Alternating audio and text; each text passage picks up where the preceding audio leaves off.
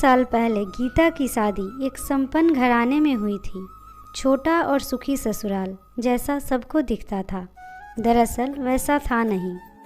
फिर भी अपने पति सूरज के स्नेह और साथ से गीता ससुराल में रस बस गई थी। आज गीता अपने मायके जाने वाली थी, क्योंकि छोटे भाई के लिए लड़की देखने जाना था। गीता और सूरज जैसे घर पहुँचे, वहाँ लगभग सभी लोग तैयार ही थे। गीता की माँ बेटी दामाद के लिए चाय बनाकर लाई और बड़ी भाभी ने फटाफट पकौड़े तल दिए।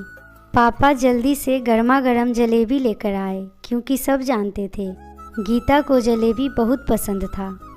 खैर, चाय नाश्ता के बाद सब छोटे भाई से हंसी मजाक करने लगे। तभी सूरज ने पूछा, मम्मी जी, पिछले महीने जो लड़की देखी थी वहाँ बात क्यों नहीं बनी? तब गीता की माँ कहने लगी, नहीं बेटा, वो बहुत पैसे वाले लोग थे, हमें तो सीधे सादे परिवार की लड़की चाहिए। अमीर घर की लड़कियाँ अपने ससुराल में माँ बाप के पैसे का रौब भी जताती है और 100 तरह के नखरे और खर्चे लेकर आती है। उनको तो कोई काम ढंग से करने भी नहीं आता। गीता के पिता ने भी सिर हिलाकर अपनी हाँ में सहमति जताई। तभी बड़ी भाभी जो चाय का कप उठाने आई थी, उनके हाथ से कप छूटकर गिर गया और टूट गया। गीता की माँ अपनी बहू पर चिल्लाते हुए बोली, तुमसे तो कोई काम भी ढंग से नहीं होता, जा सफाई कर। जब भाभी ने जूठे बर्तन रसोई में लेकर चली गई, तब माँ ने धीरे से कहा, क्या अमीर घर की लड़की को इस तरह से डांट सकते हैं? कहते हुए उनके चेहरे पर एक कुटिल मुस्कान तैर गई, जो गीता के सीने में तीर की तरह चुभी। गीता ने अपने बड़े भाई से बाजार से और जलेबियाँ लाने को कहा और साथ में सूरज को भी भेज दिया। जब वे दोनों वहाँ से चले गए, तब गीता ने अपने माँ पापा से कहना शुरू किया, माँ, अभी जो आप कह रही थी ना, शायद इसीलिए मेरी सास ने सूरज के लिए मुझे चुना। इनके लिए भी कई अमीर परिवारों से रिश्ते आए थे, पर सासू माँ ने ठुकरा दिया। और आपको पता है माँ, मेरी शादी के कुछ समय बाद ही उन्होंने घर से रसोइयों को हटा दिया, कपड़ा धोने वाली को हटा दिया। उनका भी यही कहना है कि गरीब घर की लड़की लाए हैं, इन लोगों को तो आदत होती है घर का काम करने की, इनके घर में नौकर कहाँ होता है। मेरी सास भी मेरी छोटी से छोटी गलती पर मुझे मालिकों की तरह डांट देती है।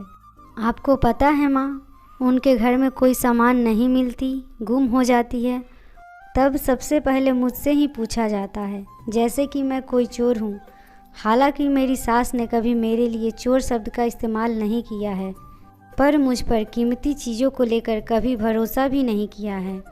माँ, अगर गरीब घर की लड़की के साथ ऐसा ही व्यवहार करना होता है तो बेहतर है कि आप अपने बेटे की शादी ही ना करें। यहाँ जो आप बड़ी भाभी के साथ करती हैं ना, उसका ब्याज सहित भरपाई आपकी बेटी कर रही है माँ। कहते कहते गीता फूट फूट कर रोने लगी, साथ में उसके मम्मी पापा के भी आंसू बहने लगे और रसोई से आई भाभी की भी अश्रुधारा बह निकली। कभी मैं उनके घर में कोई सामान की तारीफ़ कर दूं तो सबसे पहले मुझसे ये कहा जाता है कि हाँ, यह सब तुमने देखा कहाँ होगा। माँ, मैं तो अपने ससुराल में सिर्फ इसी वजह से रह पाती हूँ कि सूरज मेरे साथ हमेशा खड़े रहते हैं, पर आपके तानों के डर से तो भैया ने भी भाभी का साथ देना छोड़ दिया है। कभी आपने सोचा है कि भाभी ये सब कैसे सहती होगी? और हाँ, ये जो जलेबियाँ मुझे पसंद है ना, मेरी सास इसे मिडिल क्लास वालों की मिठाई कहती है और बहुत इतरा कर कहती है कि हमारे घर में तो कोई इसे छूता तक नहीं। और भी ऐसी अनगिनत बातें हैं जो आप नहीं जानती। यह शब्द मुझे कितना घाव कर जाता है। कहते कहते गीता सिसकियाँ लेने लगती है, उसका गला पूरी तरह भर्रा जाता है और वह उठकर अपनी भाभी से लिपट गई। आंचल की माँ के भी आंसू नहीं थम रहे थे।